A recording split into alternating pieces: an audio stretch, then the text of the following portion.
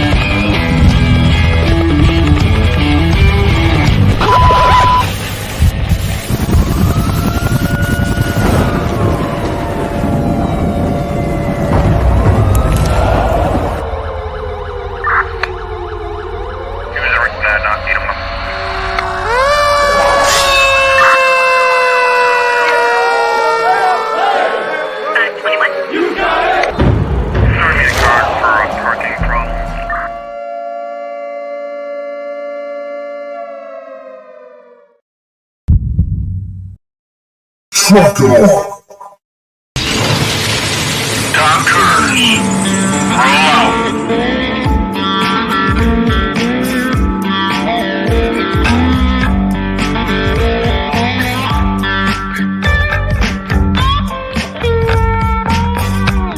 You're watching or listening to We Got Your 6 at 6 Patriot Playtime. We are We the People, the People's Patriot Project.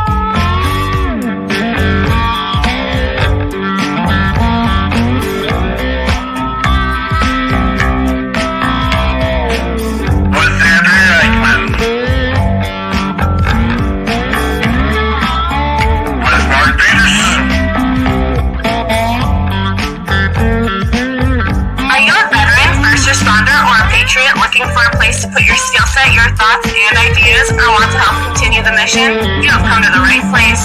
We are the People's Patriot Project, and we are the shock and awe when it comes to meeting the needs of our veterans and first responders. We are dealing with a new enemy in today's world where the wounds are not always seen. We want you to be a part of this mission in saving lives and making a difference. Welcome to We Got Your 6 at 6 Patriot Playtime. Here's the WeP3 Team bringing you today's best heroes hits in the boots on the ground organizations that are saving lives. And as always, Patriot Pride.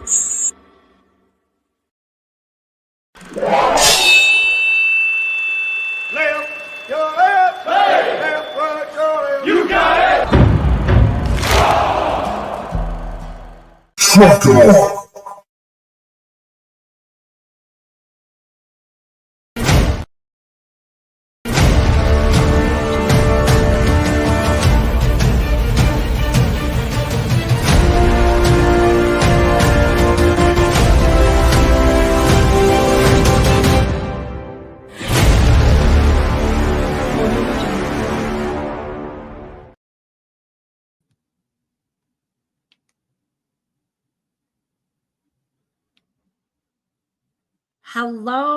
Hello and welcome. I got to do a shout out quick. We have Jeremy, we have Brian, we have Derek, we have Terry.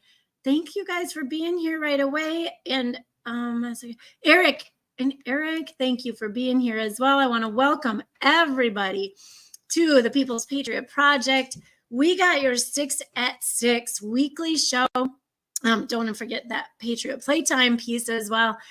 Every week, 1800 Central Time, we bring you We Got Your 6 at 6 live here on Facebook and YouTube and all of our other platforms.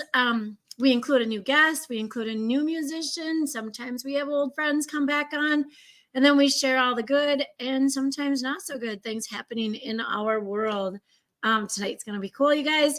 I am going to throw a shout out right now because we have Jonathan J Train Crochet with us tonight from Bourbon Battle Buddies.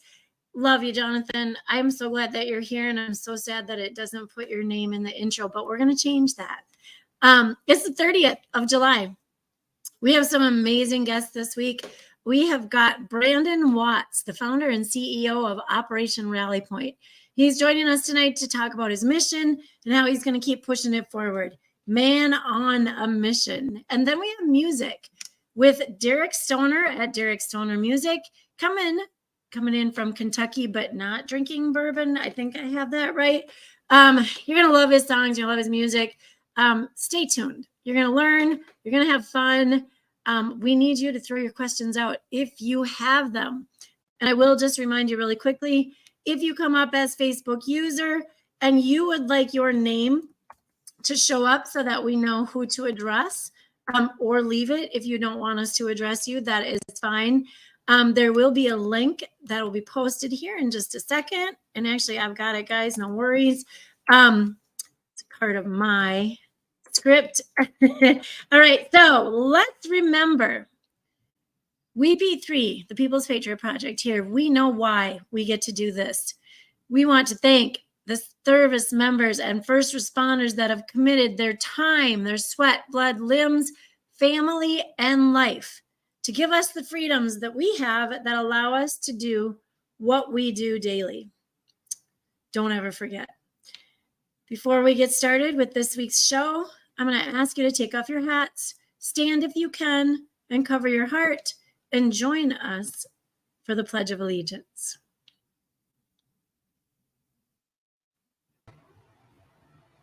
I pledge allegiance to the flag of the United States of America and to the republic for which it stands, one nation under God, indivisible, with liberty and justice for all.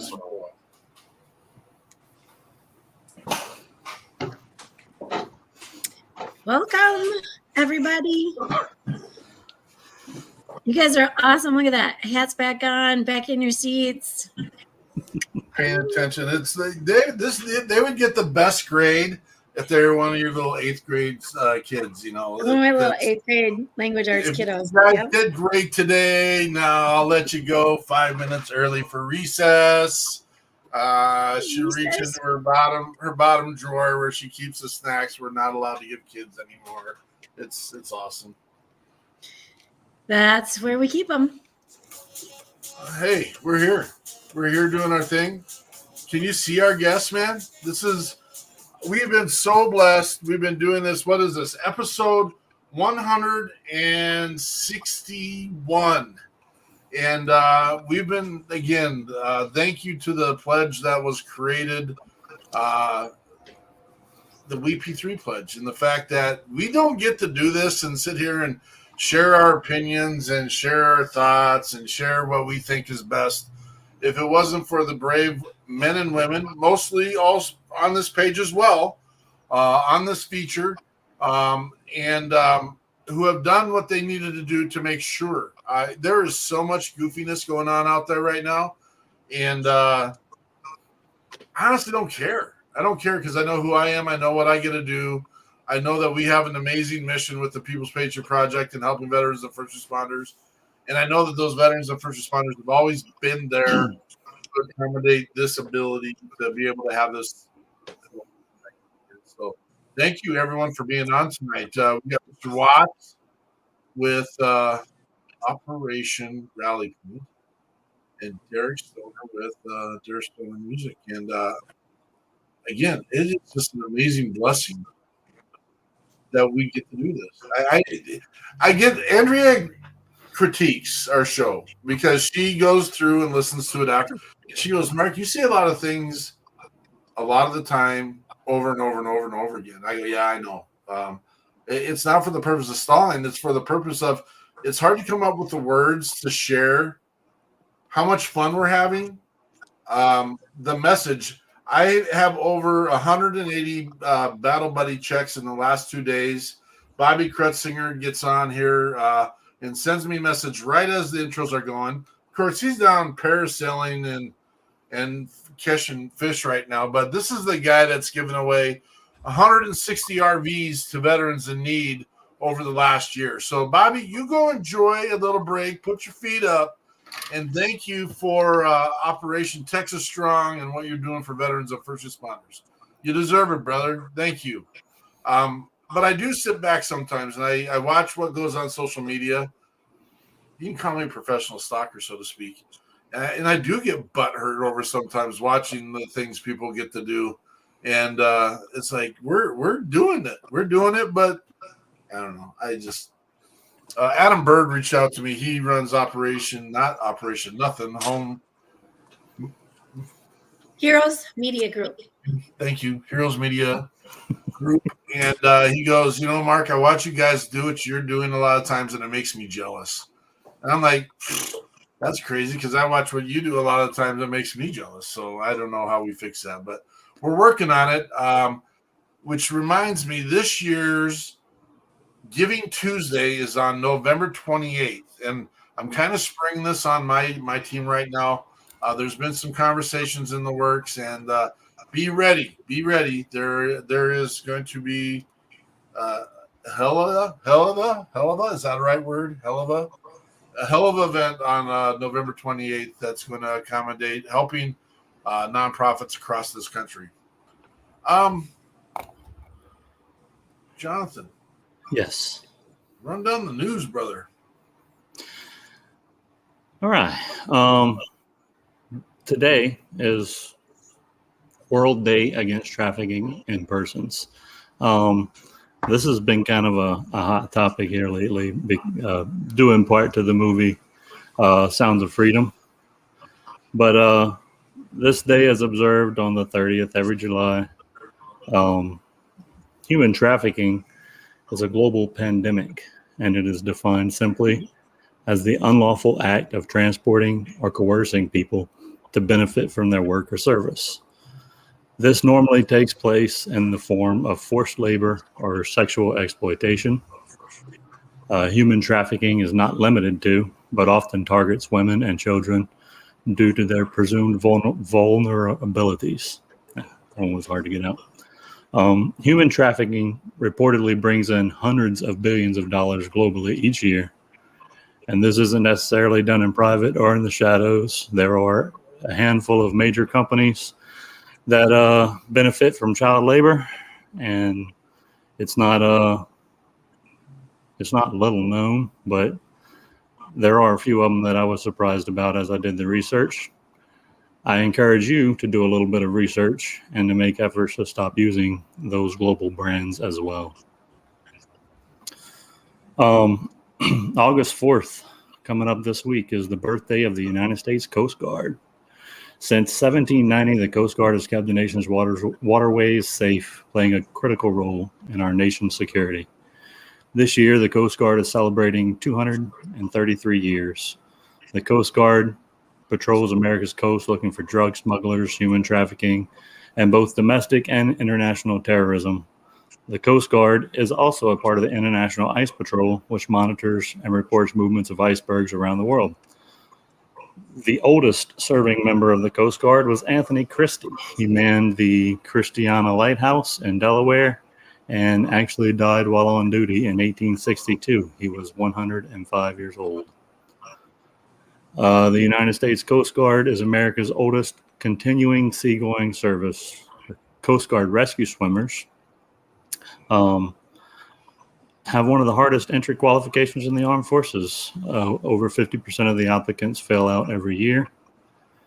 The Coast Guard can also be called upon by the president, and operations can be transferred to the U.S. Navy when it is required, making the Coast Guard the 12th largest naval force in the world. That's all I got. That's good. Wow. I don't like the word victim. I hate the word victim. I'm going to call myself a victim. I was a victim of watching that movie, Sounds of Freedom, last week. And I'm going to tell you why I'm a victim. I'm a victim only because of the absolute sheer persecution it put me under, knowing, here's the deal, man. We sit around and we know this stuff is happening, but no one does anything about it. Tell me about that. And then when they throw it and punch you in the face with truth, I had this conversation with Adam Bird yesterday, or on Friday, with the truth that America is the number one, not only destination, but consumer of illegal child sex trade.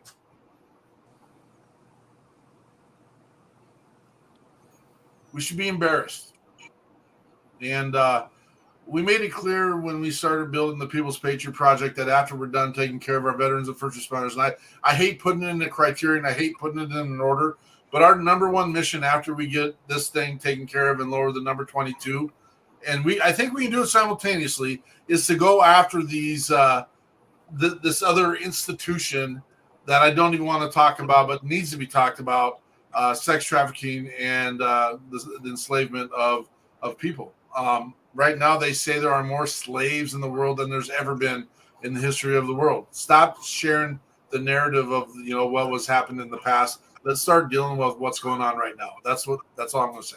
And I know that can stir the pot a little bit, and that can get some people a little bit wound up. And I'm willing to hear the conversation. It hasn't always been right, but it's not right now either. So let's fix the problems. This is Jamie Bagwell. Okay. Mr. Bagwell, love having you, brother. Thank you. Love hearing your music when we get it on WeP3 Radio. Mr. Brandon Watts, tell us about Operation Rally Point. So I'm the founder and CEO of Operation Rally Point. We are working on 8 years now, here this fall. So how long do I got? The long version or the short version? Let's do the 3-minute version. Oh, 3-minute version. No, you can do what you need to do. All right, so long story short, I was an infantryman in the Army. I struggled getting out, went back in, did 2 tours of Iraq, including the invasion in 2003. We took the airport downtown. Came home, struggled a little bit, trying to replicate Iraq. High-risk choices, and then struggled, went back into the Army, went overseas, my second tour on a MIT team, and got pulled to Joint Staff doing personal security. Met some good people, came back, went over contracting. We could get in depth in this later because it hits right where you're talking about. I saw some things in play in the Middle East called the kafala system that I didn't like. Started to do something about it, and that kind of keyed my mind into philanthropy. And then I came home, met a guy in a wheelchair one time. Something kept telling me to talk to him. He asked me a poignant question about when I told him I wanted to help human trafficking victims and what I was trying to do.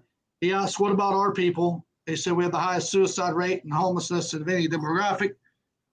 And I woke up the next morning, came home, grabbed my buddy who simultaneously, who served with me in the invasion, was living in a storage unit in Alaska, had lost everything.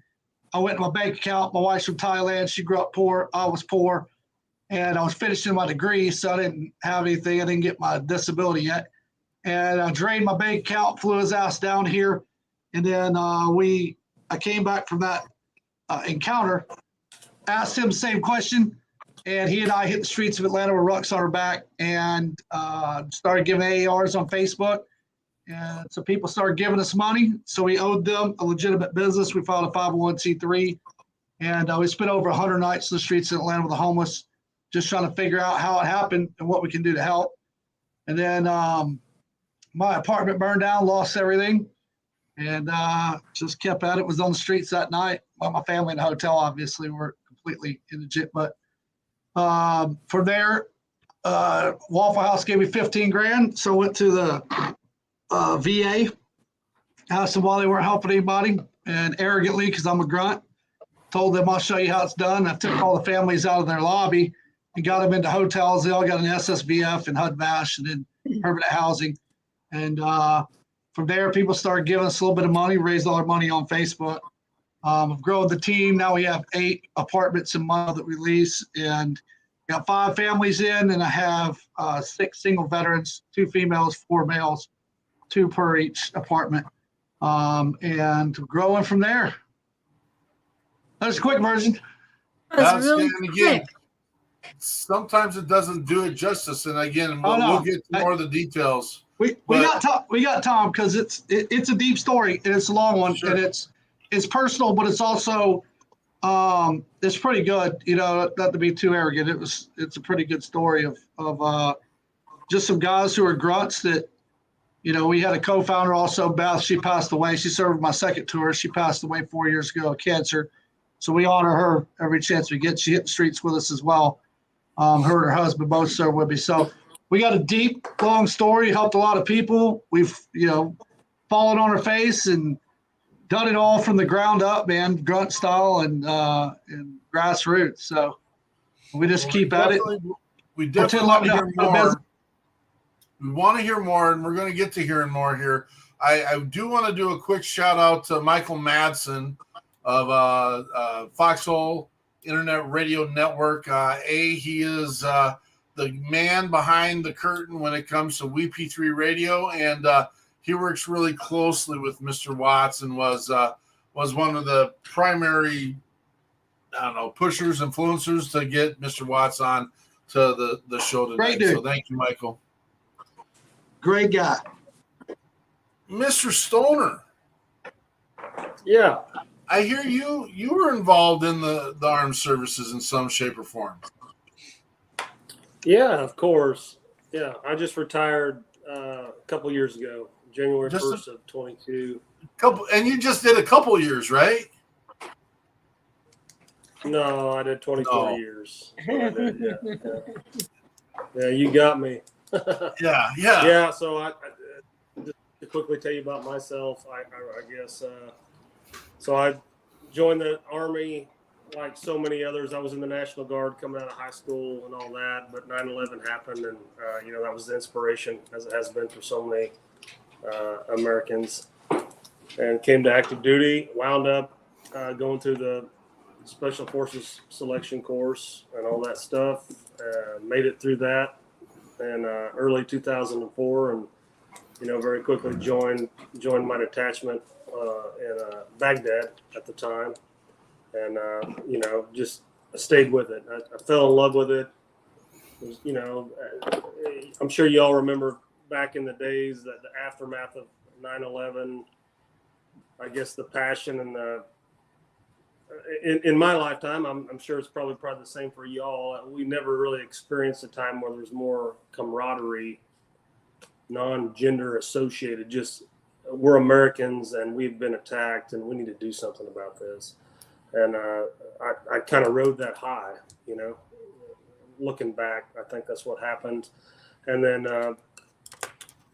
just kept that going. And at some point you're like, it's 10 years later and you're like, well, damn. I can just do 10 more and I have a paycheck for the rest of my life, kind of thing. So that's what I did, long story short, and, deployed almost every year during my career. And no towns in the Middle East better than I know most American towns at this point, but and it's I love that you bring it up because you're 100% right.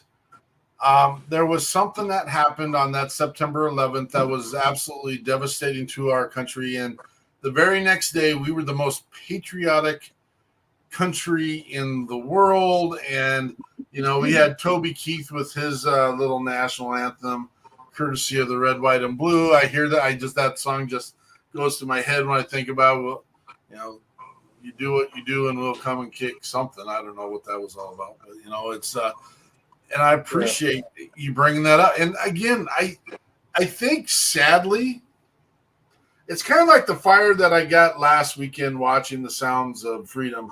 I think that still exists in all of us.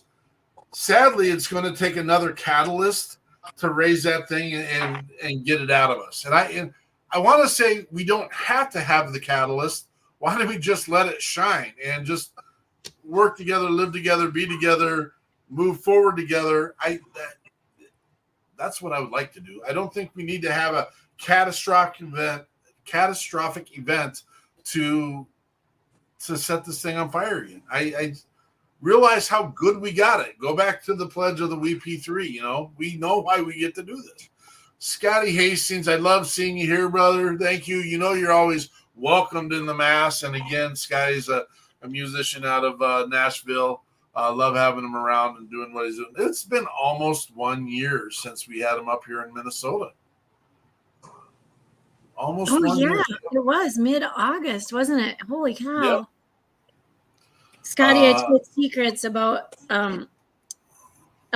you loving the aquarium last week. I'm not sure if you were listening, but I shared a little bit. She called you a little kid. She called you a little kid, and she. Derek, we got 3 of your songs lined up: "Break the Chains," "Bad Decisions," and "Will to Survive." Which one would you like to roll off with? Shoot, how about "Break the Chain"? Break the Chain. What's and you got a story behind that one? Yeah, so the story behind that is that's one of the first songs I ever wrote. It was during my retirement process, coming out of the Army. I wasn't even out yet, trying to figure out how to write music and trying to put words, you know, to the emotions that I was feeling by separating and tying that in with my family and the sacrifice and all that stuff that y'all talked about at the beginning of the broadcast. And so that's really what the song's about. It's about kind of moving on with your life, loving what you had, but realizing it did come with a cost, and going on to the next part. Awesome. This is Derek Stoner with "Break the Chains."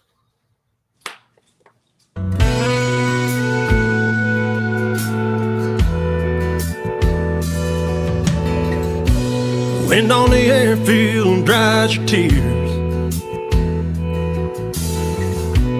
Living alone now for so many years. Mountains of memories and valleys of pain. I think it's time to break the chain. We're gonna break the chain, throw it on the ground. We're gonna break the chain that's holding us down. We're gonna break the chain, toss it out to sea.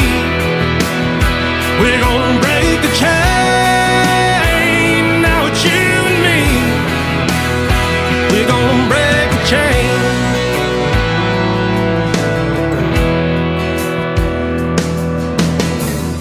The losses are real and the time is gone. Too many nights spent away from home. Lord, I hope it hasn't been in vain. I think it's time to break the chain. We're gonna break the chain, throw it on the ground. We're gonna break the chain that's holding us down. We're gonna break the chain, toss it out to sea. We're gonna break the chain, now it's you and me. We're gonna break the chain.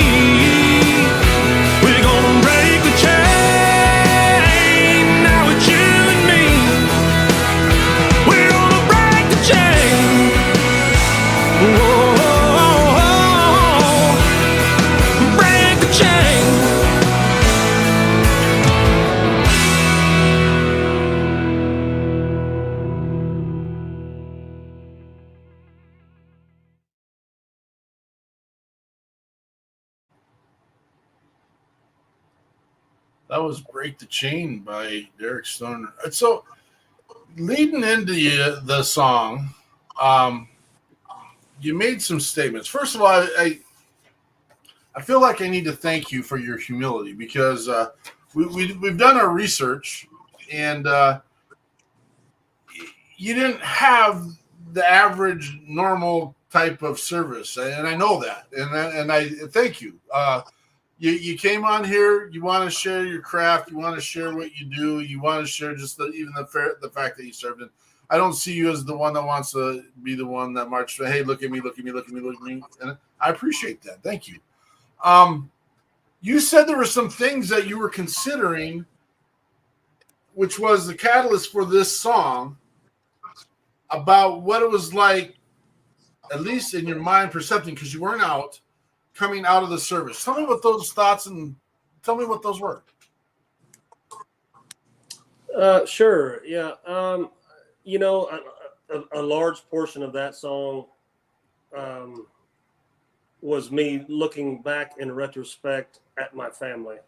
You know, my three children that are now grown, and my wife. But just looking back and seeing how much time I missed. I mean, I just literally wasn't there for them at all. I joined special ops, you know, when my youngest son was less than a year old. I started the training. And so for the entirety of all three of my kids, you know, lives, I was just, it's not like I was gone all the time, but I was gone a lot. And it, you know, and in that world, even when you're home, a lot of times you're not really home because there's so many other things that you're doing and you're really thinking about.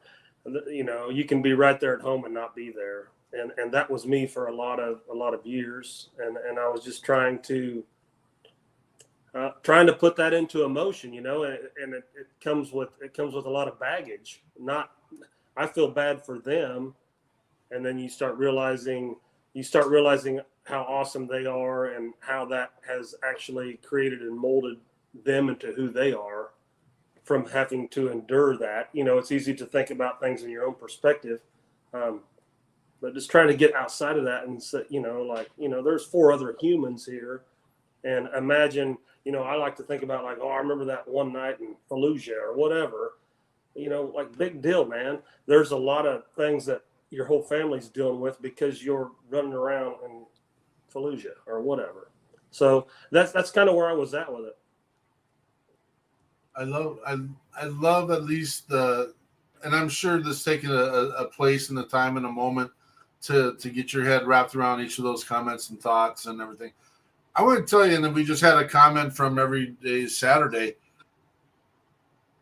I honestly feel the emotion in your song when I hear that song. And I get a lot of times musicians, and maybe I'm wrong, maybe I'm missing it, but I just felt that is an emotionally charged song and that there's a lot of feeling put behind in that. And hearing the background of it, I understand even so much more of it. And I thank you for sharing that with us. Oh, yeah, of course. Thanks for playing it. I really appreciate it. Mr. Watts, dive a little more into your story. Where do we start? Firstly, Derek, what group are you in? 5th. You know a Chuck Ledbetter? I know it's a big group. Yeah. Do you? I do. Yeah. Yeah. Tell him I said hello. He was the Alpha team leader in the invasion of Iraq with 270 Infantry, the 2nd Platoon.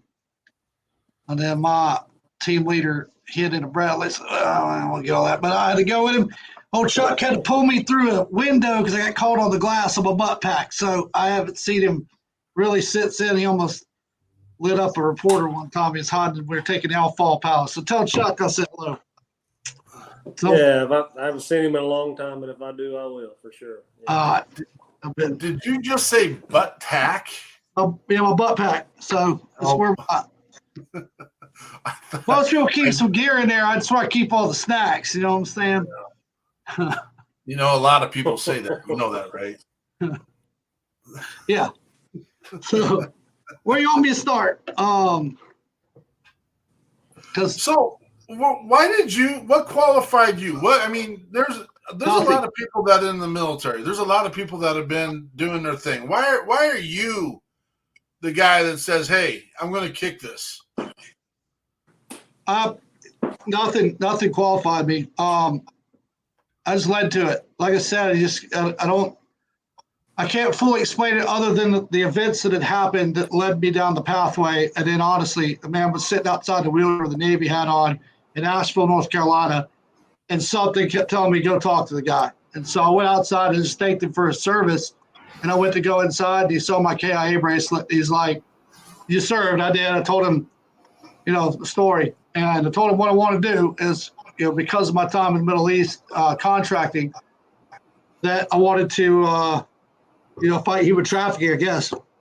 Part of my plan was to create, temporary housing in countries of origin like the Philippines, like obviously Thailand, where Wyatt's from, and teach people to create economy where there is none, as if I was qualified or new. You know what I'm saying? It was just an idea. And to prevent, slavery, the kafala system. And that's what he hit me with. What about our people? And it just changed my life. Like, I was blown away with the sleep. He told me a story where he ended up, he became the chaplain at a VA recovery facility because he was there a long time. The story just kind of jacked me up. And I was like, cool story, bro. It blew my mind. And next morning I woke up and I was like, holy shit. I drove home and I said, Dave, we got a lot of our people suffering and struggling.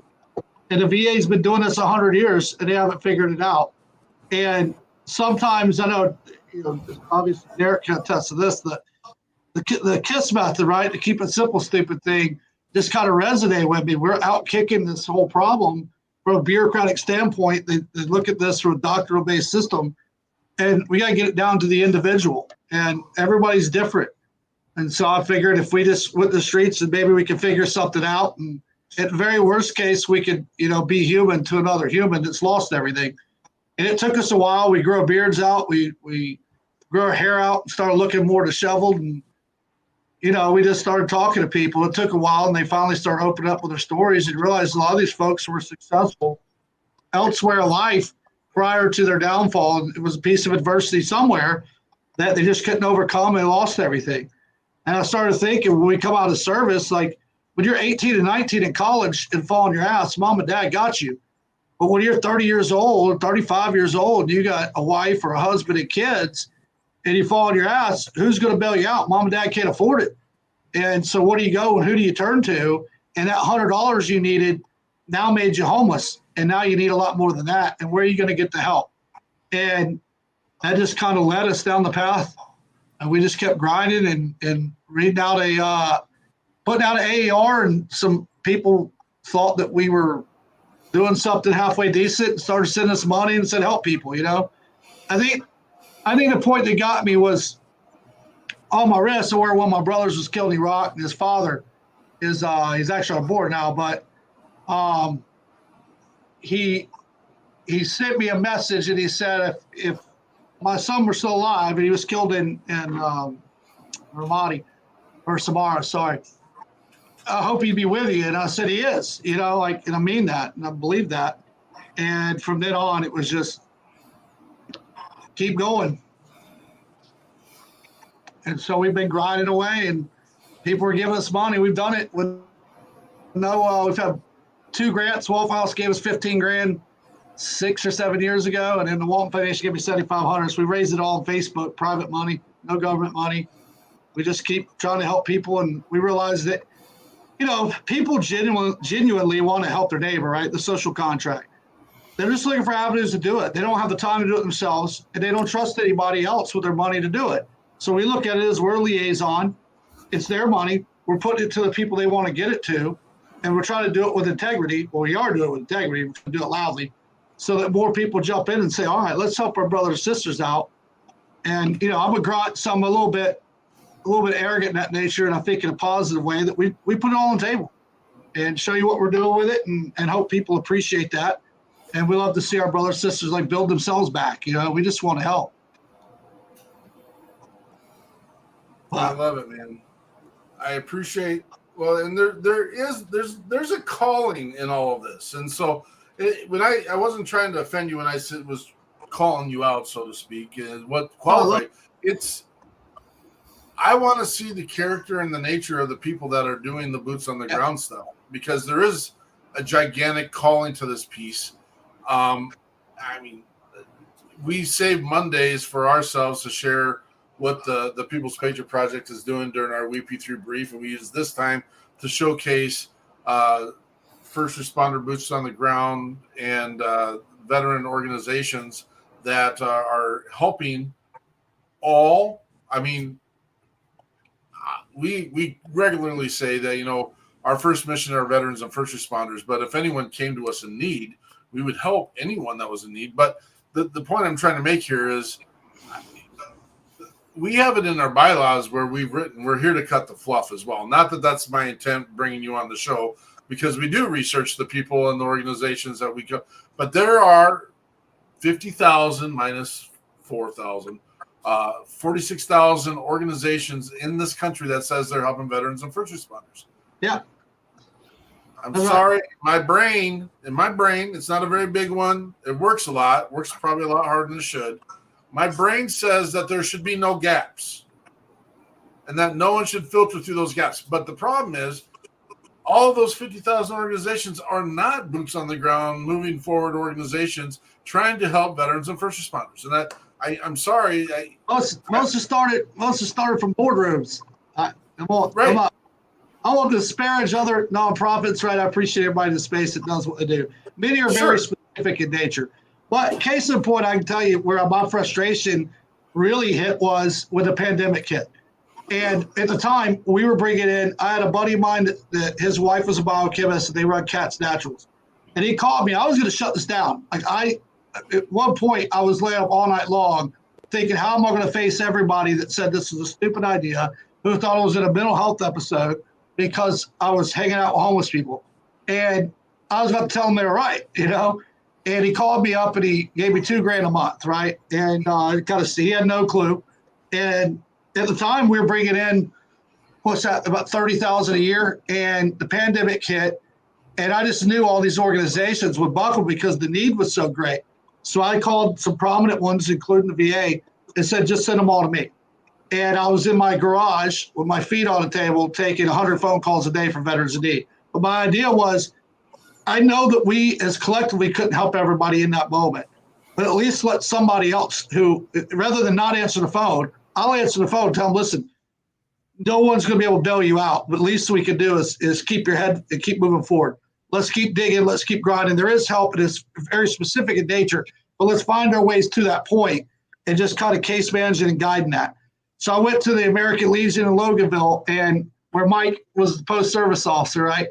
And I was sitting with a commander, and we were sipping Suburban, and I told him what I did. I said, I'm an idiot.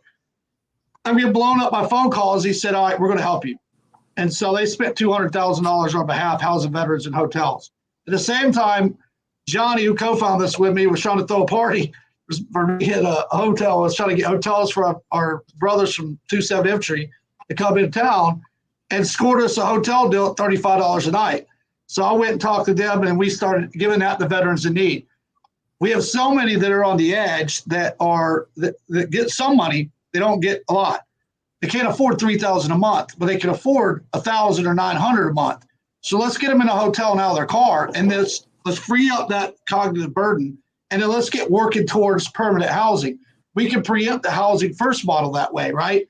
So instead of waiting 90 days to 120 days to get somebody to permanent housing before they start their life, let's get them in a hotel, relax. All right, they start looking for work, they get work, they start bringing money in their pocket. That way, when they get into permanent housing, they have some money saved up, so they're not a month in a hole, and therefore their success rate is going to climb. Also, somebody put us on the VA crisis line. Thank you. And we started getting blown up. We just started doing what we can, and it's worked out pretty well for that nature, right? And then the other side of that is the SSVF and HUD-BASH programs. they're spending a lot of time doing the paperwork because there's like 60 pages of paperwork for veterans who would then leave and find help and go away. So we could trim the fat on that wasted time, effort, money, because if you come to our program, you know they're in the hotel or now in our apartments, you can go ahead and do that paperwork because they're going to go into their permanent housing because they're here. And so we kind of built that relationship and just kind of kept rolling with it, which has proven pretty successful for us. Oh, that's awesome, man. And it's awesome that you kept your ear to the ground, so to speak, and it was open to thoughts, open to ideas, open to all that. I mean, for us, the greatest the greatest achievement that we had was when the VA started reaching into the People's Patriot Project and asking us to carry some of their caseload. And I'm just like, keep them coming. Send them. We're efficient, right? Like we forced ourselves in a position. This is why we built all those relationships. We forced ourselves in a position where we had to have them. So we built them. We had to be efficient because we don't have any money. So we're efficient. And we forced ourselves through the thick and rough stuff because that's what we need. Well, that's for us. That's what's worked is because over the 161 episodes we've done, we brought on another organization, sometimes two organizations, the musician influencers, and we never do referrals. What I do is someone calls us and says, "Hey, I'm in Georgia. We've got this, and this." I'm like, "Okay, here's the deal. I've got Brandon Watts down there, and we're going to call him right now." And we put hands on hands and just say, "Hey, I don't make them call somebody. I don't make them email anybody. I don't make them get online and search for another opportunity. I keep in their network until I know we've slam dunked the situation." And that's exciting, man. This is exciting stuff. That's how we roll. And I fight other organizations, the whole referral thing, because I don't require them. Send them to me. I don't care. We help everybody the same if we can, right? So I don't need the referral and all that. And I try not to send that out elsewhere either because the red tape is the reason we're in this position with these organizations. So let's cut the red tape out. I don't want to participate in the red tape. I started this organization, eliminate red tape. And so I often have these conversations with much larger organizations of, why do you need my case managers to do a bunch of paperwork for you? Do it yourself and decide whether or not you're going to help this person. That's on you. I'll give you everything you need. I'll tell you exactly what we've done for the person. But you're asking us to stamp our name on something and then send it to you to not do anything with it. And now the client said, "Well, hey, man, you abandoned us." No, we're here to fight with you. Yeah. And it's funny how people's feelings get hurt in that. And it's like, this isn't about your feelings. It's not about my feelings. It's about the person that's struggling right now. Let's lighten their load. That's what we're trying to do. 100%. 100%. I mean, they're going through, I think all of us is sort of know coming out is different for everyone, but it's a transition and it's hard. And they're going through this for an extended amount of time. And we're just trying to make this easier. And the way we look at it is we want them to not only rebuild their lives, to take that further, then go pay it forward somewhere. We don't say, "Hey, come back to us." We say, "Hey, go pay it forward." I want them to go and say, "Hey, 5 years, 10 years down the road, they're at the VFW, the American Legion, or somewhere else." And they're like, "Yeah, man, I'll rebuild my life." I don't want them to say, "Operation Rally Point saved me." No, you saved yourself. You know what I mean? We just want to create opportunities for you to do that. Because then when something happens 5 years down the road, you lose your job or God forbid something happens in your family, you know what to do. Okay, all right, I can rebuild. That's what we want, lasting success. Absolutely. So, the other side I add to that too is we'll get in the hole and dig with you. We won't be the only ones digging. And so those that come and we get them, that just want free stuff, we send them elsewhere, go to United Way or somewhere else. I mean, I don't know about the regular run-of-the-mill homeless people, right? Civilians. I know that when you serve this country, you adhere to a standard, and you can achieve that standard. And anything short of that is a choice, right? Your failures are choices. So let's own them. We've all failed. Let's own them and let's rebuild our lives. And so we'll help you do it. Keep it moving forward. 100%. Inch or a mile, man. As long as you're moving forward, you're better today than you were yesterday. Mr. Stoner, what are you working on right now? Well, right now I'm down in Nashville and working on I've got a new producer that I hooked up with and working on an album is what I'm doing. Yeah. I don't have a release date or anything like that for anybody yet. This has been a learning process for me. I've only been at this for, 2.5 years or so now. But this is my first taste of, I'm not going to name drop or anything else. It's just not my way. But I've got a guy that, man, he's been everywhere and done that. And it's been a blessing. He just happened to see me sing one day down in Nashville to Honky Tonk. And he's pulled me under his wing. And this album's going to be great. I know it is. And, but I can't tell you when it's going to come out because I don't know myself. Fair enough. But that's what I've been up to nowadays. Of course, I play live and do things, and money funds money. It is an expensive world, and music is so unknown. It's just been it's a crazy thing stepping out of the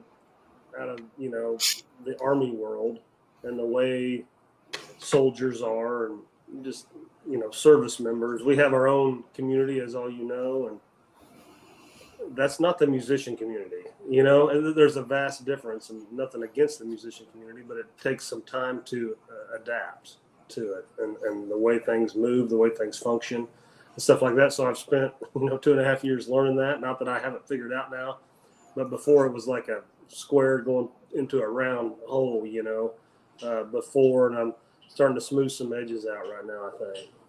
Well, unfortunately, the obstacle for veterans, and I'll say first responders too, not as much first responders, but it's a little different. The people that have served is that the obstacle was the service. You went and you did something bigger than you for everyone else. Maybe it was for you. I personally say my service was for me. So I don't really, but it was innately for everyone else. And it's not the same as your kid that graduates from high school and gets in the music industry and get mentored through the process. Now you've got to recalibrate, relearn, redo the whole thing. And that's one of the reasons why we jumped on this opportunity. It was a fluke. We totally understand it was a fluke. We love our fluke because we've got to meet such an amazing array of musicians across the country. But whatever we can do to help promote, support, and get your stuff out there, we'll do that. Are you busy October 16th through the 22nd by chance? 16th through the 22nd? Yeah. Probably. I don't have that's a a week. hand, but That's a week-long time. Yeah. But there's a heavy chance that the People's Patriot Project will be down in a little town called Nashville. Last year we did a thing called the Nashville Takeover. We brought 27 veterans into Nashville, and we played 6 venues over 5 days. You're going to get some information on that. Do with it what you want, but we're working on that piece again. We're behind. Yeah, absolutely, please. We have a promoter that says don't worry about it, which I'm total in super panic mode right now, but he's like, don't worry about it. We got this. I'm like, hey. Well, it only takes a minute if you wait till the last minute, right? Yeah. Well, the funny part is last year we pulled it off. I think we did an amazing job. But we still have all the infrastructure of that event. So it's still there. It just needs to be plugged in and said, no, it takes time for people to plan. We don't expect everyone to donate a week of their time. That's not it at all. We want to take care of people, and our promoter will be on the show next week. So there's no secrets here. We'll hear all these pieces, and they'll all be coming on. But J. Mark Bailey and Chair 55. Well, as for me on that piece, sorry, but as for that piece, like a lot of what I do is I donate my time with music for veteran projects a lot. A lot, as much as I can possibly afford to. It's my favorite thing to do. You gotta feed the family. We get that. Awkward asking me for that. Yeah. Bad decisions, will to survive. Which one? I don't know, man. Dealer's choice. You pick it. Okay, will to survive. Got a story behind it? I do. It kind of goes in with the Operation Rally Point a little bit. When I first started playing music and found the courage somewhere to do that. I don't call it courage, but it's a weird thing for me coming out of the environment I was in. You're always supposed to be gray man and nobody needs to notice you kind of thing. And then all of a sudden you're on a stage like, look at me. I'm still not that comfortable with it, to be honest with you. But Will to Survive is a song about, because I quickly noticed I've just had all these veterans.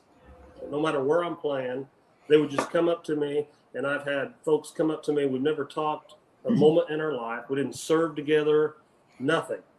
And would be in tears and just pouring their soul out to me because of some song, that I did, because we had commonality in that song.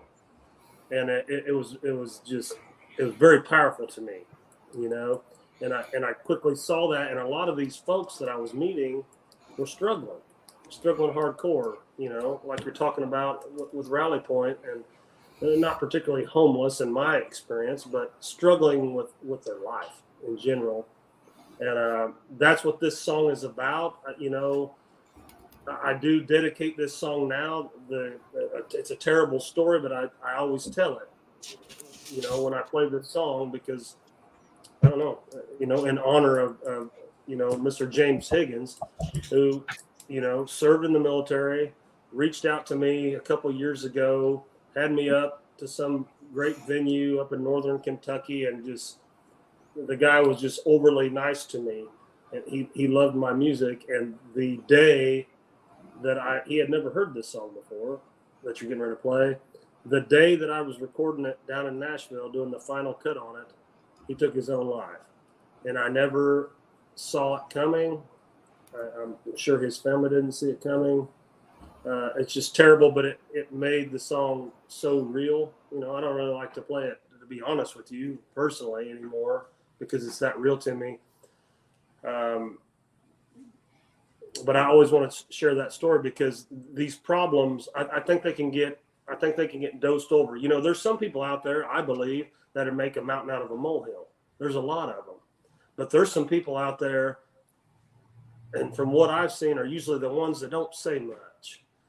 And they're dealing with a lot, and I really appreciate organizations like y'all, Operation Rally Point, and so many others that I've been blessed to, work with, or just know that they exist because of what I'm doing right now, that are out there, getting your hands dirty and trying to help these folks, because it's a damn problem, but anyways, that was kind of long-winded, and I'm sorry, but that's what the song means to me. That's what it's about. It's about realizing that, yeah, you did all these things. They were the most traumatic things that hopefully you'll ever do in your life, but you can come back. You can come out of it. In the end, I'm very, I drink beer and I cuss and I chew tobacco and I do all this shit, but I love the good Lord above. I do, with all my heart. And I know in my life, he is the answer for everything. And that's how this song ends, because I believe that's the answer to all these damn problems. So, and you have Will to Survive. So that's what it's about. Well, nothing else needs to be said. This is Derek Stoner with Will to Survive.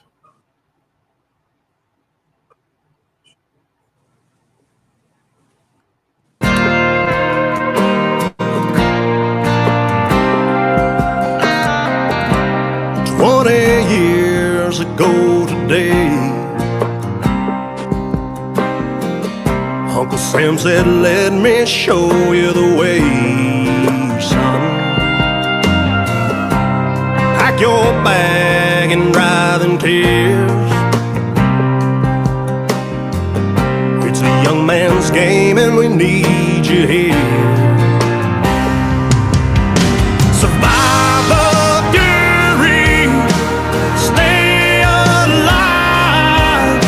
Protect our country with your life. Master the chaos, stalk at night.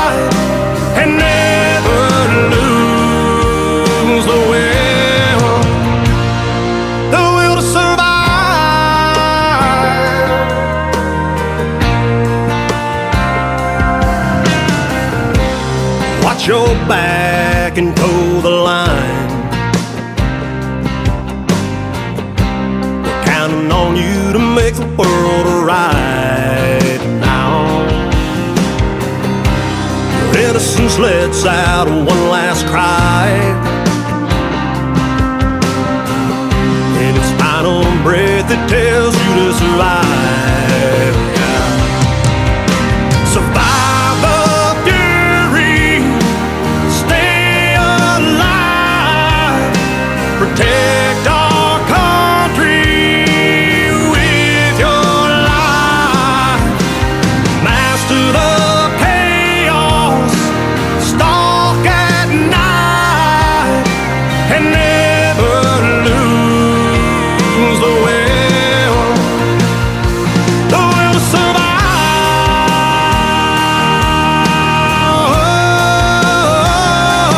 Will to survive.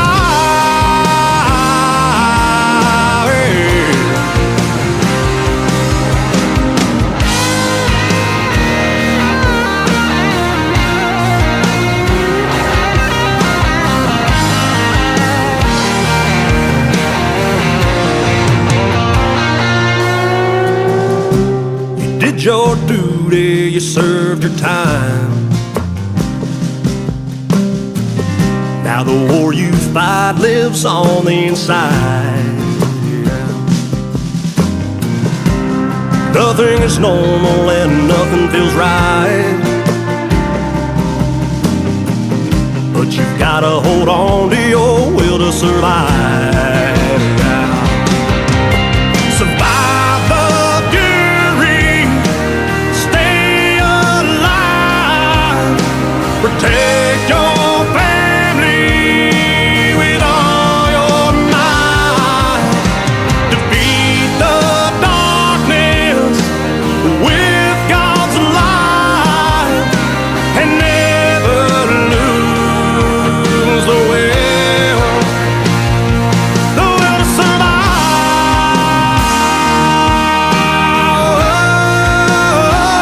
The will to survive. Yeah. The will to survive. Yeah. Will to survive.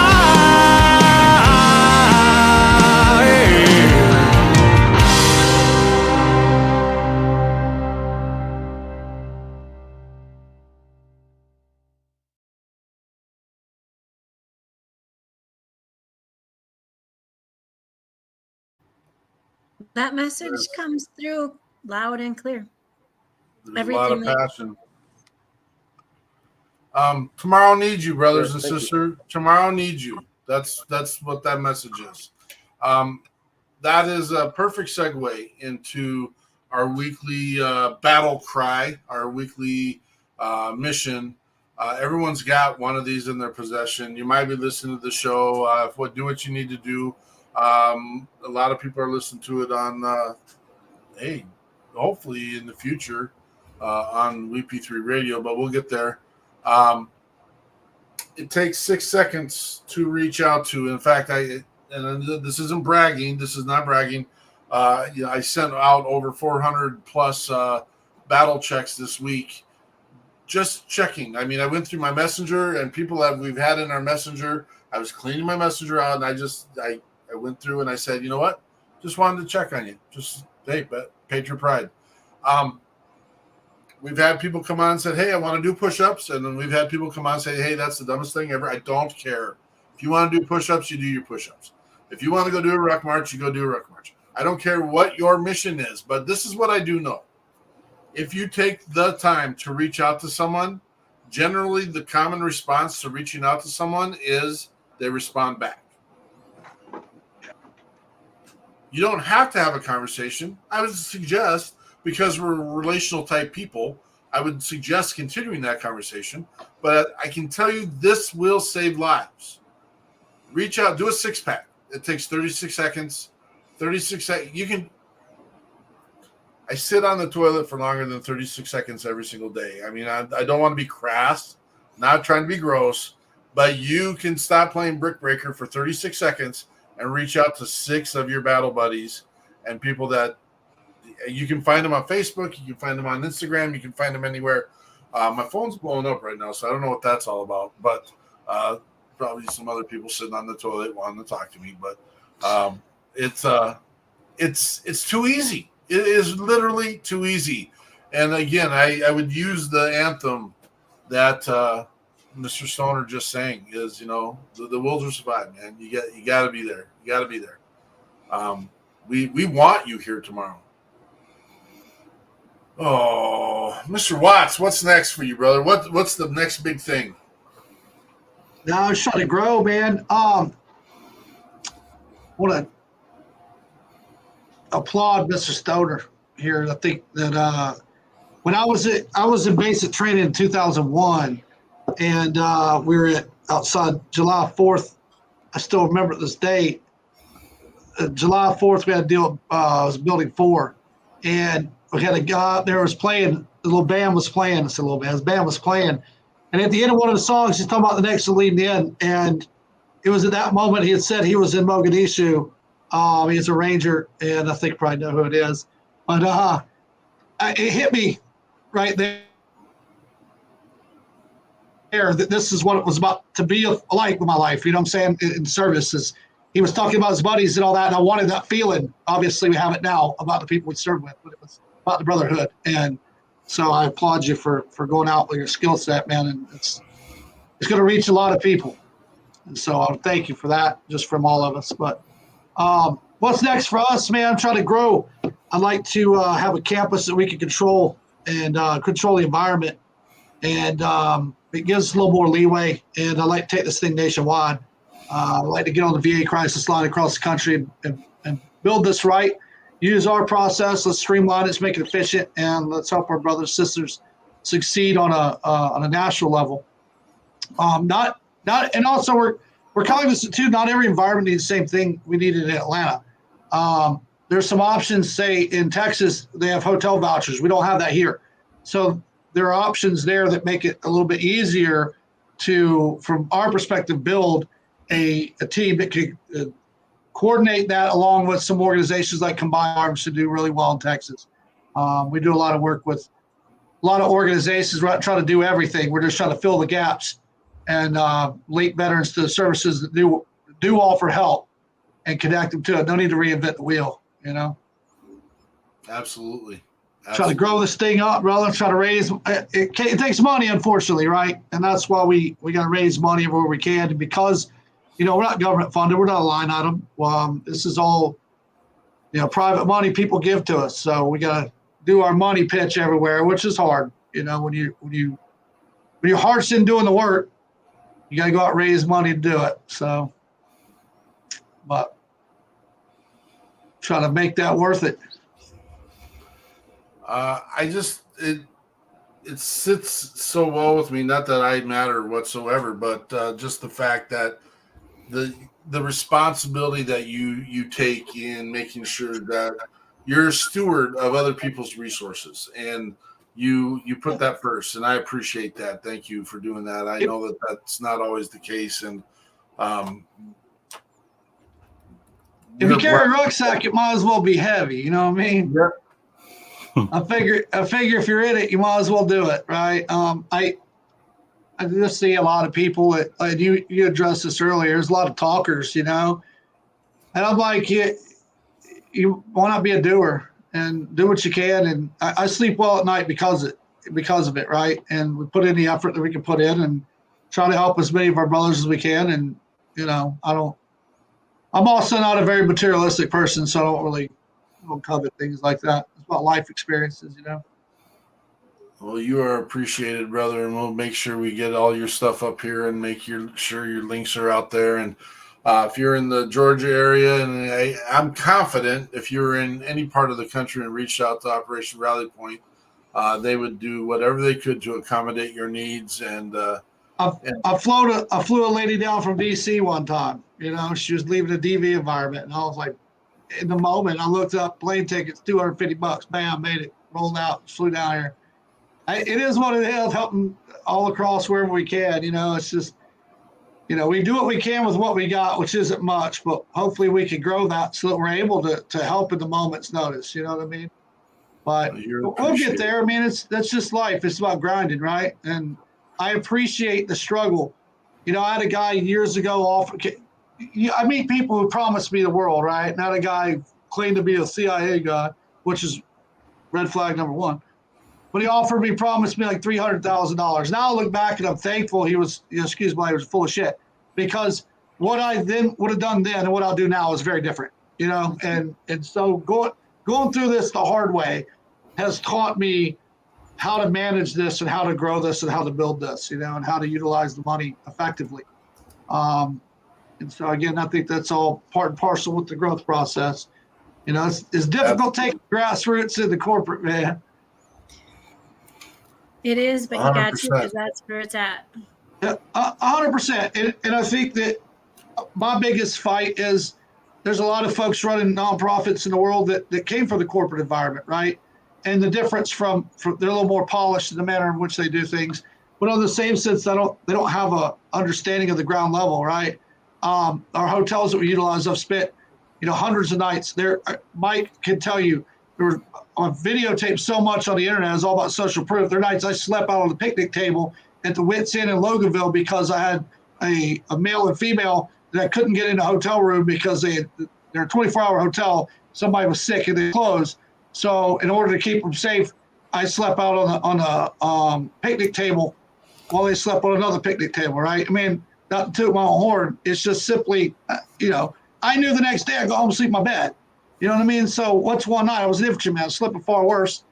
So it's not like I go around doing it. But when you experience that, it's very different than running something from behind a boardroom. You get a different feel and perspective of who you're helping and what they're going through. You're a little more understanding of saying, okay, most of our clients haven't been walking the streets for 30 years. These are folks who are living in their cars who are Iraq, Afghanistan veterans. About 70 to 80% of them, we get single mothers who are living in their cars. People who have never been homeless, like, what do I do? I've lost everything. I don't know who to call. I don't know what to do. Mom and dad can't help me. That's our client. Sure, there's some other organizations helping, the veterans from the streets of Atlanta that have been there. They require a wraparound services and a much deeper program. We have so many that have never been homeless that all they need is a hotel room and an opportunity so they can get back in the fight. And that's what we're trying to address because, again, it's about preventing homelessness, right? And let's get into it early. And then partner with those that do the wraparound services, but try to grow that up. There was, I've had several marketers tell us that we need to specialize. And I'm like, if we take the time to specialize, we lose so many opportunities. And I'm not in the mission to miss opportunities. And we got to take everything we can for what we can and get it as far as we can as we can go. I didn't get to read oh yeah. 100%. I read that too. I mean, that's the deal, right? Like, but also there's some blind trust that I have to utilize out there, right? That we have to presume the good, and do what we can. But on the other side, there's been times that I have had organizations promise things, but I also had the safety net knowing that I'd still take care of that better if they didn't come through. When they did it, we covered the hotel room, and then, it's difficult because I watched a family, it was a husband and wife, both of them are veterans. When I first got into this, I got them in a hotel room. And I watched them, they had a HUD voucher and they were moving into their home the next day and it failed inspection. And I watched their face just be dejected because they thought their life was going to change. And then it didn't, right? And then eventually it got into HUD. And then I got video from me and Johnny were at their house. They just bought a house 2 years ago. But when you see that kind of stuff, you're like, man, that's why we don't give the promises. We do what we can to help you. We try not to set you up to fail. It's the mental health aspect's so deep, and we promise people the world and you don't deliver. They feel like the VA, this is why people are so disgruntled with the VA. You battle and battle and battle, and then you go to get help somewhere and then you battle some more and, they overpromise and underdeliver. And on the other side, if we could just provide some opportunity, sometimes you just got to get out of their way. It's almost like listening to the record player in our board meetings, doesn't it, Andrea? Same verbiage over and over. Do we know who made that last comment? Yeah, Brandon Sodergren. Okay, yeah, very good. Yeah, you do need to be careful. It's interesting. A lot of people, yeah, gosh, I've learned so much about character, other people while doing this business and this organization, and it's heartbreaking when you get people who think that they want to help, they want to be involved, but we'll get people to come in for 3 months, and then the work is so hard. I don't call it hard. I just call it my daily mission, man. Life's up. You get up, you do your thing, but they cannot handle the workload. And we invest months and months and months of helping them figure out how, A, the mission works, B, what we can do, C, what our resources are, and D, that there's never enough to get the job done. And they get about 3 months into it, and then they're gone. And I don't fault those people, except for the fact it's like, you gotta have some resiliency, brothers and sisters. You gotta have it. I got some great advice from the former commander of the American Legion. He's on my board. And I was disgruntled because a lot of people want to help, right? And they get involved, and I'm like, dude, whoa. And he told me, you don't get to see how other people see themselves helping people. And when I thought about that, I was like, man, okay. I backed up a little bit and thought, okay, this person's intentions were good. They wanted to help somebody. They just didn't understand that when they got into it, this is hard. You know, we had some people who volunteered, and they're full of it. Let's get it. Let's get after help somebody. And then they listened to a story of a woman who was barred in her room and beat up by her family of addicts, and would have her food taken, would be physically violated before she came to us. So when you hear this and you look at this 55-year-old lady who is like somebody's grandmother, and she's looking at you telling this story, and there are tears in everybody's face, you realize how hard it is. Can you do that every day and go home and sleep at night, right? People go home and they go, man, I can't help this person anymore. It makes it difficult to sleep, right? I argue organizations all the time that pay their case managers $35,000 a year. It's not enough. I know, granted, I don't get paid yet, but I started the business. But you're asking people to take on a very difficult situation with someone they really want to help. They get to know this person. It becomes very personal. And now on Friday night, you got to go home and go to sleep knowing that they and their kids are in a car somewhere. It's hard. It's not easy, you know? So I don't, you know, a lot of people want to do good, and I can appreciate the intent, you know, and it's not always their fault that they can't deliver, you know, or maybe it is their fault. It's just, it wasn't their intent, right? Now, that said, I've had others, like that guy that promised me money, had another one came and said he's going to buy us an RV. Well, I didn't really need an RV. Find out this guy went through VEO, another organization, years before, and I looked him up, and he did some time in jail for fraud. He would get old people for money. It was sad. I mean, what does he get out of that? Coming telling a nonprofit he was going to support him and bring a lot of money. I mean, I don't know, but it happens, right? That's the whole other mental level of people I don't understand sometimes, and it is what it is. And every day is moving forward, and that's circumventing the curveballs. You gotta wait for the fastball, watch for the curveball, man. That's what it's all about, right? All day. Mr. Stoner, what's next for you, brother?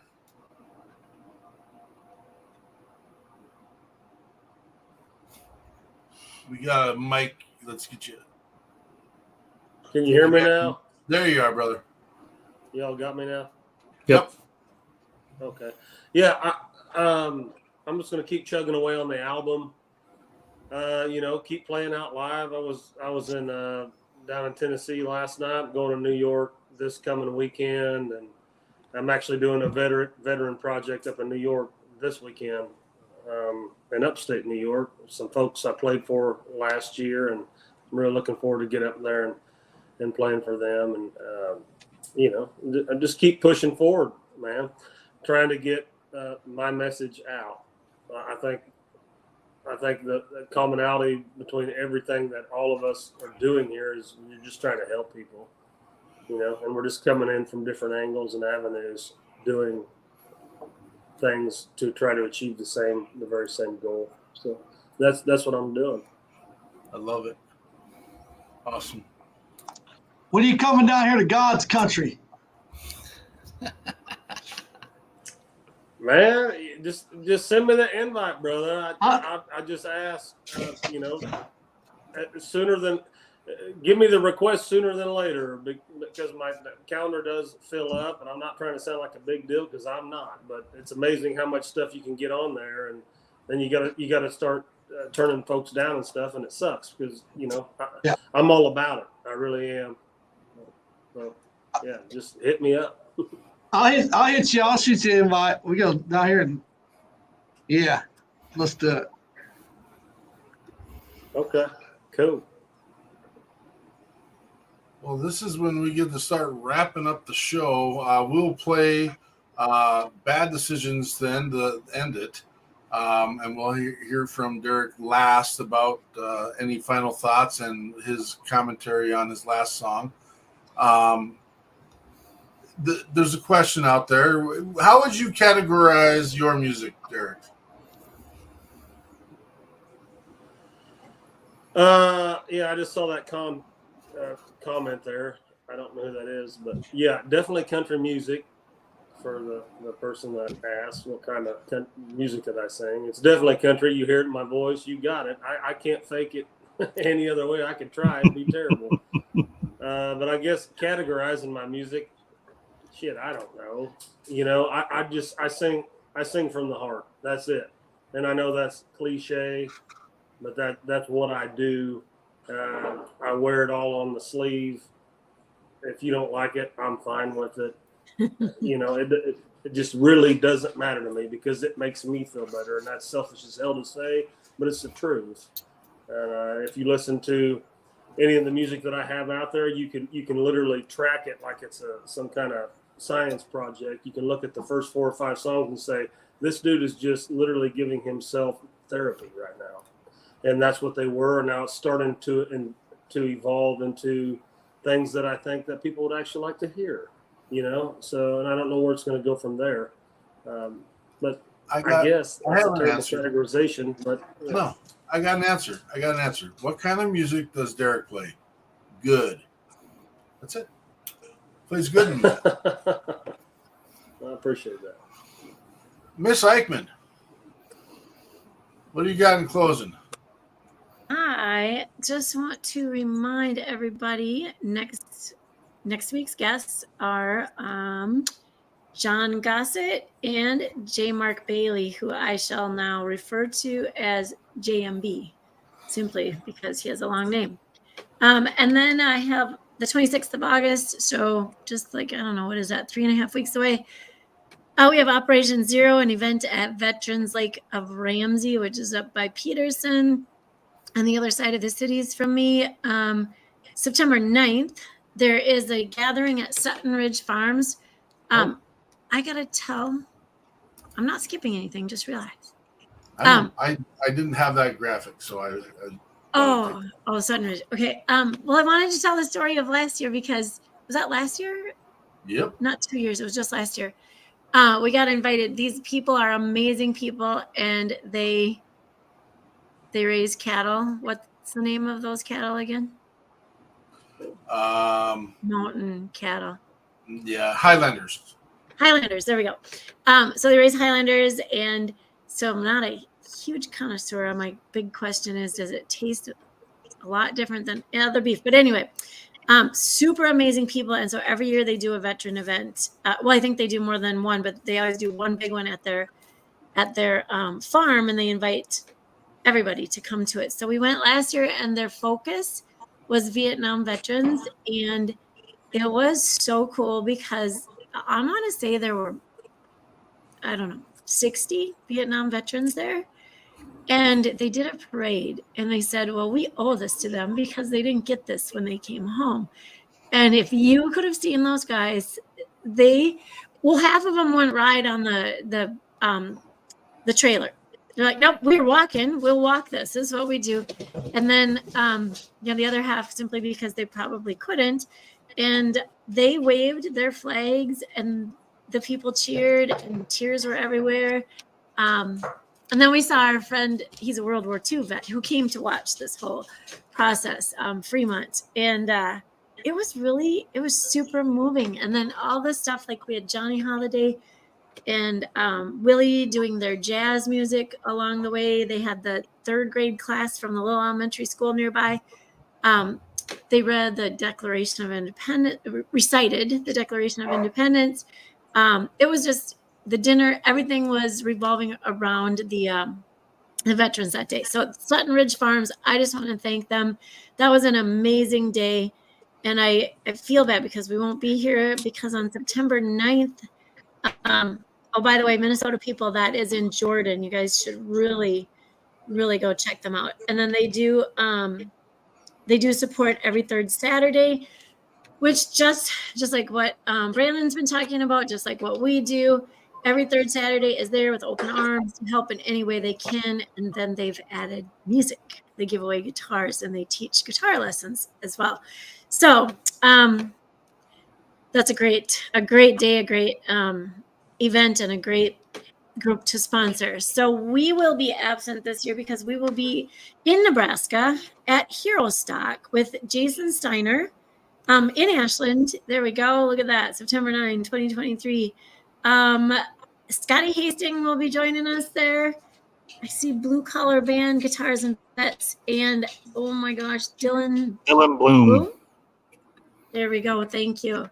It's going to be a celebration. He did this last year. It was an amazing event. He was begged to do it again. And I think, it's just my personal opinion, I think it's grown exponentially just by word of mouth, and it's going to be amazing.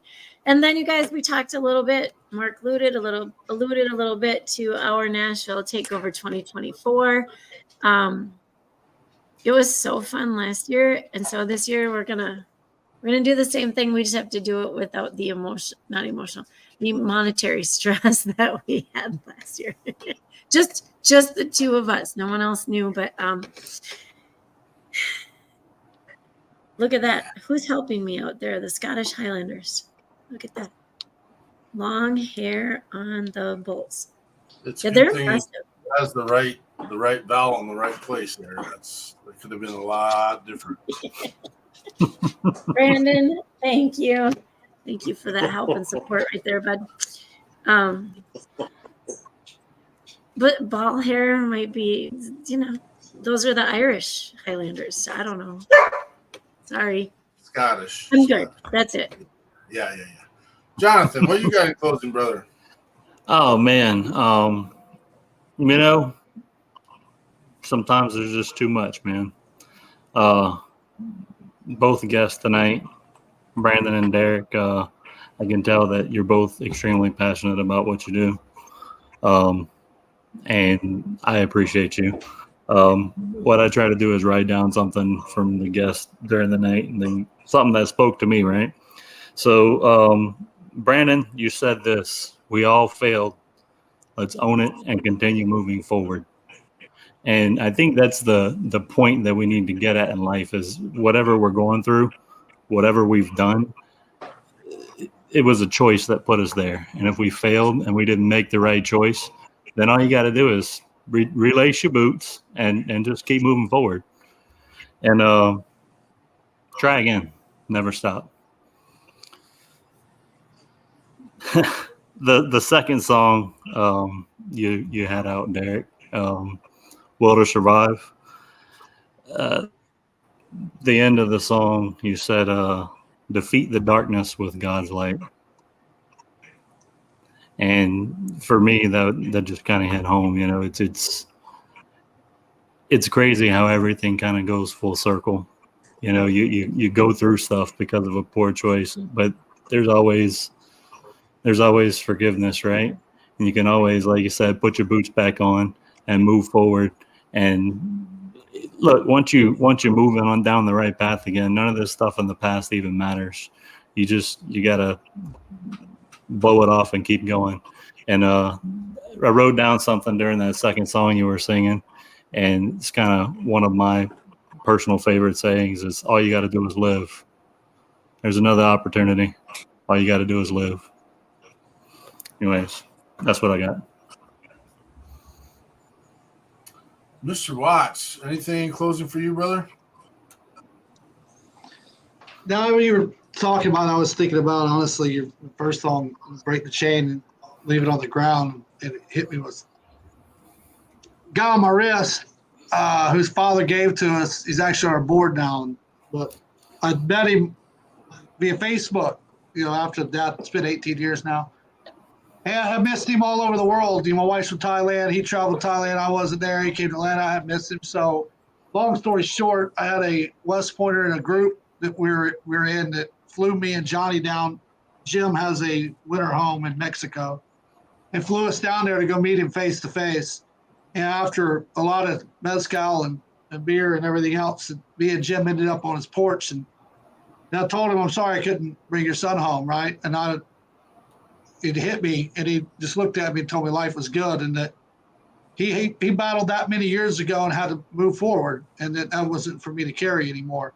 And I didn't know it in the moment, right? I was drunk, but the next day I felt 1,000 pounds lighter. I didn't realize how heavy that cross was, and so it kind of spoke to me, man. I just wanted to hit you with that there because I felt that, and you just never know, man. And since that day, life has been good, and so even in this, I think it's helped me in business, and I hope everybody else who served can get to that point where it's all right, let it go, man.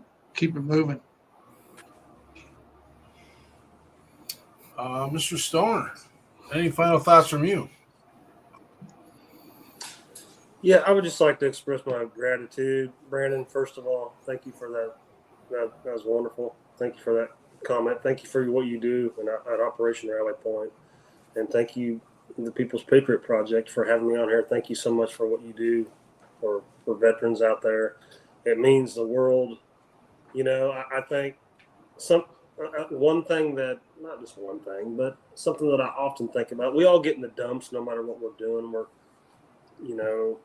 like Brandon, I'm sure, like you said, he's trying to get bigger, and it's probably similar with y'all. I would, I don't know, but with the Patriot Project, you're just trying to be heard. And I'm doing the same exact thing with music.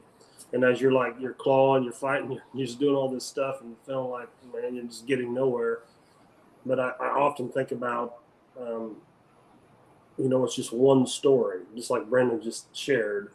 It's one thing a simple thing that you can be like, wow, this changed this person's life. This actually helped them. This is real.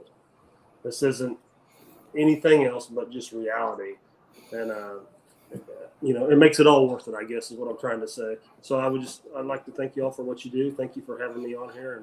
And I just really appreciate it. And I hope you all the best in your future endeavors. Remember when you're pinned down and it seems like the magazine is empty, there's only one thing you got to do, and that's reload.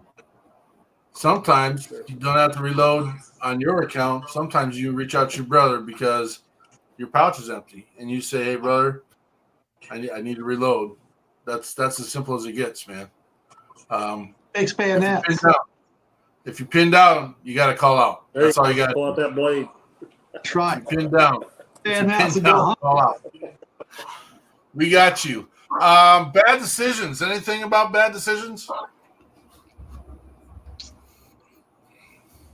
It's a song that my wife and I wrote a year or so ago, and you already heard my story. I've been in the Army a lot of years, and there was a point in my 20s where I decided I was, in my own mind, I'm some kind of warlord, and I would come home and one of the spoils of war, really, and was just being an idiot.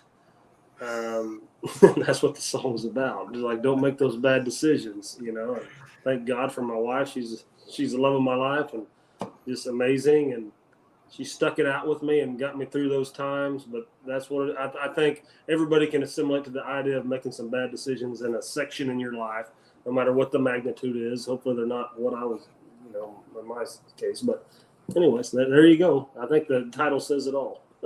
My sections seem to be bigger than other people's sections, I think. I don't know.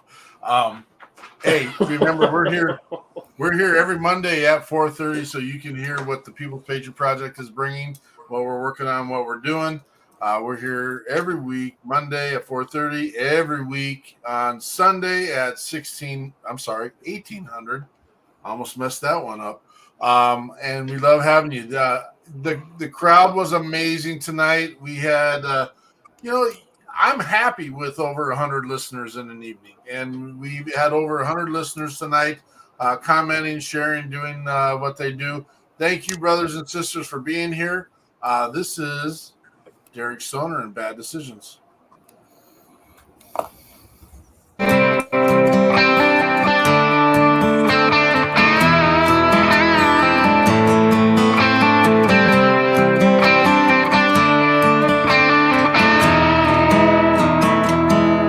Wake up sorry, a bottle of Bacardi is the first thing that I see.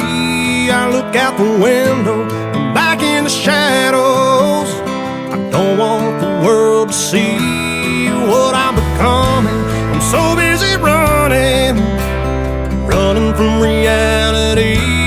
Maybe it's time that I start to rewind that clock that's counting down on me. I'm making bad decisions, they're clouding my vision, turning life upside down. It's 1:45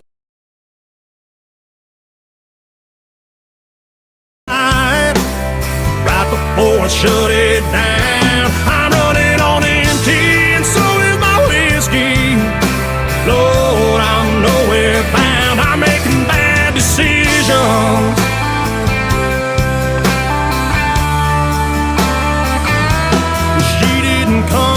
It's so easy to lose track, living life in this haze. Well, had I known she was gonna be gone, I would have changed my ways. But it's too late now, she's already left town on that late night train.